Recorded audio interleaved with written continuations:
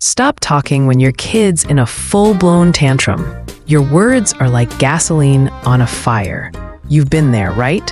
Little ones screaming over a mismatched sock or a toy they can't have, and you're pouring out explanations, hoping to douse the flames. But here's the gut punch. All that chatter isn't calming them. It's cranking up the chaos. I've seen it, felt it, lived it. Let's rip the Band-Aid off and dive into why silence might just be your secret weapon. Now, hold up. Before you think I'm telling you to ignore your child while they're flailing on the floor, let me hit you with a deeper angle. What if the way you're trying to help is actually wiring their brain to stay in panic mode? Picture this. Your 3-year-olds just lost it because they wanted the green cup, not the blue one.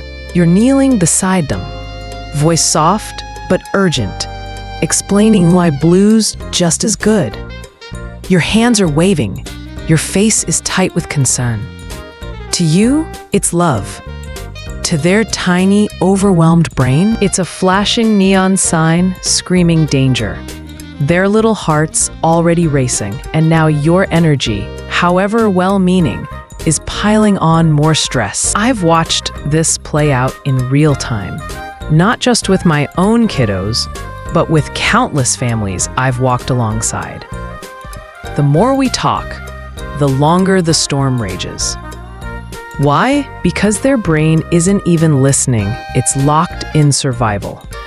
Let's unpack that science, because once you get this, it's a game changer. All right, let's break it down real simple, but real deep. When your child flips into tantrum mode, their emotional brain, the amygdala, if you want to get nerdy, has hit the alarm button. Doesn't matter if the threat is a broken crayon or a missed bedtime story. To them, it's as real as a bear charging through the living room. Their body goes into fight, flight, or freeze, pure instinct. And here's the kicker. When that happens, the thinking part of their brain, the prefrontal cortex, just shuts down. That's the part that handles logic, reasoning, and, language. So while you're spinning out a TED Talk about sharing toys, their brain's basically a locked door. Your words, not even knocking. I've seen this firsthand.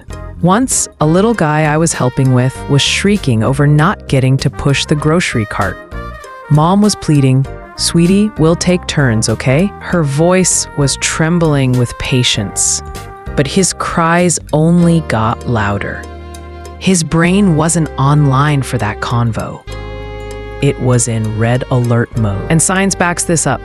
Studies, like those from the National Institute of Mental Health, show kids under 5 can't process complex language when their emotions peak. Their wiring just ain't there yet. But it's not just about words bouncing off. Your body language is a megaphone too. Think about how you look to a kid when you're mid-explanation. You're probably towering over them, even if you're crouched. Your arms might be gesturing, your eyebrows scrunched, your tone climbing, even if you're trying to stay cool. I've caught myself doing this, leaning in, hands flailing, thinking I'm connecting. But to a child whose brain's screaming unsafe, all that motion and intensity reads like a threat. It's not your fault. It's biology. Their amygdala picks up on big movements and sharp expressions as danger cues, keeping them stuck in Meltdown City. I remember a moment at a park.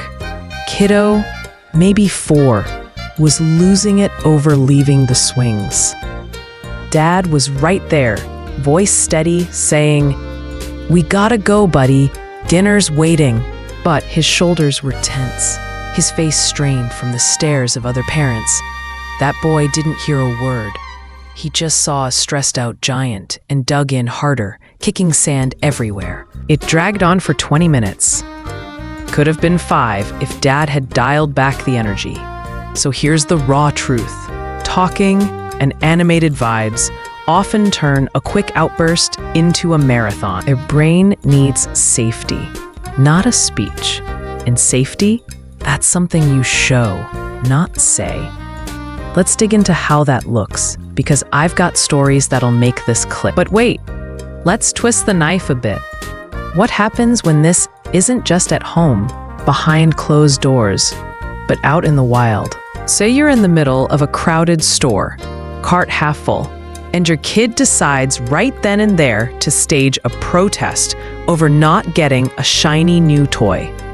Everyone's staring, right? You feel the heat creeping up your neck, the silent judgment from strangers. Do your words work any better here? Spoiler, nope. Our brain's still in lockdown mode, whether you're in your cozy kitchen or aisle 7. I've been there. Oh, have I? Picture this. A little girl, barely 3, sprawled on the floor of a big box store, wailing because I wouldn't grab the 15th stuffed animal she needed. I could have lectured her about budgets or patience, but her eyes were glazed, her screams piercing. Talking was pointless, so I dropped to her level, kept my hands still, face blank as I could muster, and just whispered, "I'm here." Didn't move, didn't plead. Shoppers gawked, sure, but I wasn't playing to their crowd. I was playing to her brain. Slowly, her sobs hiccuped to a stop. Took maybe 3 minutes, not 30. Public or private, the rule holds. Their survival mode doesn't care where you are. It only cares if it feels safe. And safety ain't in your words.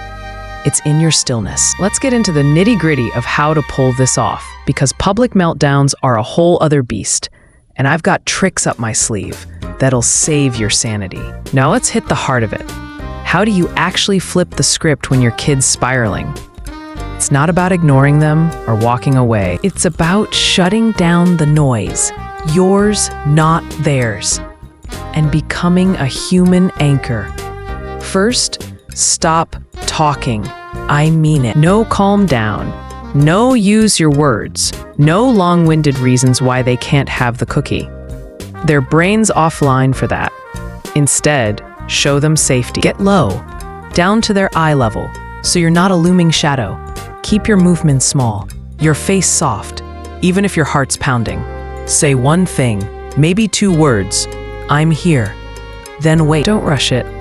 Their nervous system needs time to catch up.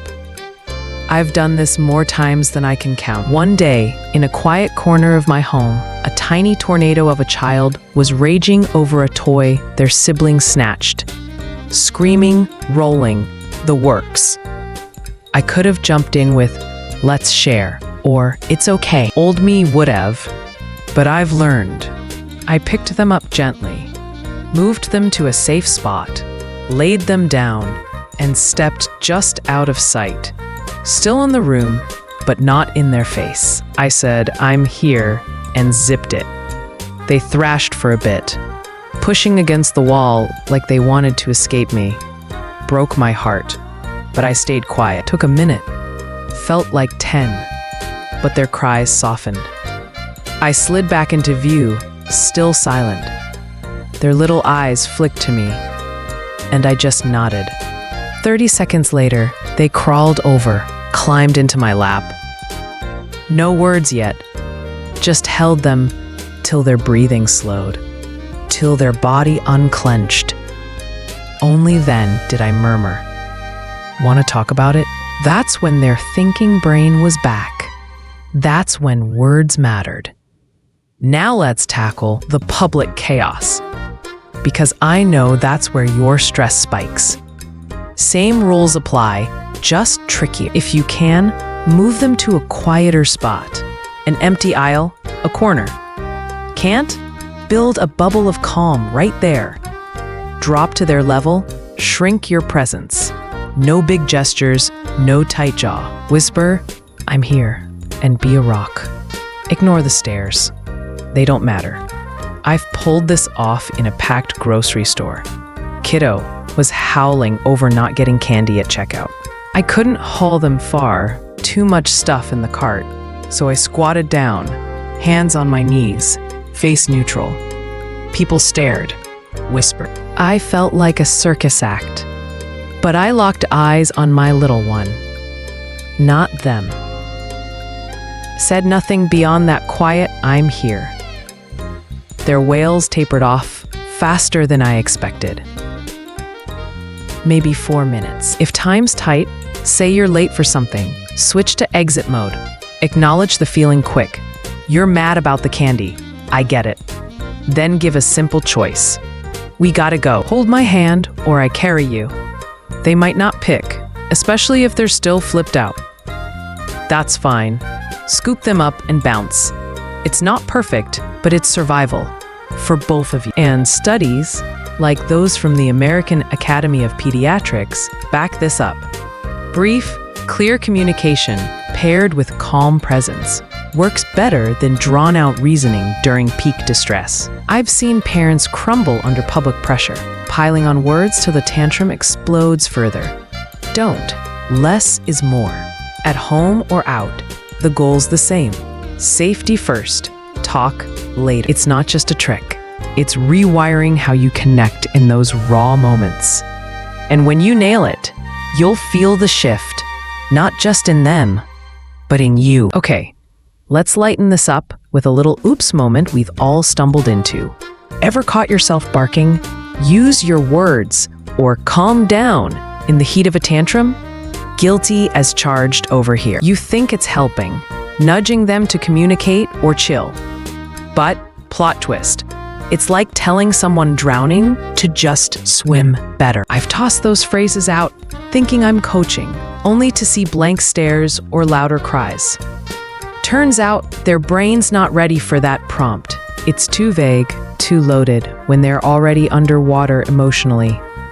I've laughed at myself after the fact, replaying how I sounded like a broken record.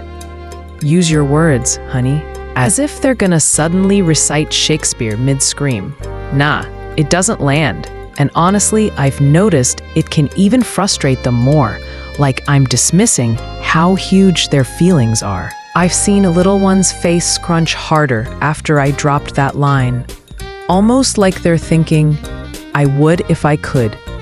It's a tiny misstep, but it sticks with you. Reflecting on it, I've learned there's a whole list of go-to phrases we lean on that just don't hit the mark.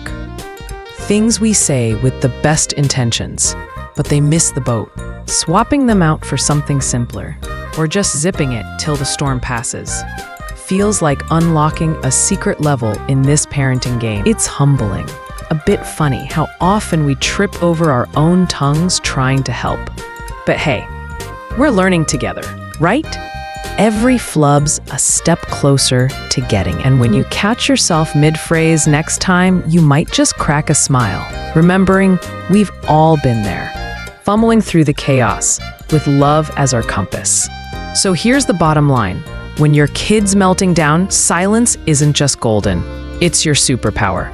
Stop the chatter, shrink your energy, and show them safety with your steady presence. Their brain can't hear you till it feels okay, whether you're at home or dodging glares in a store. Try it next time. Drop to their level, say next to nothing, and wait.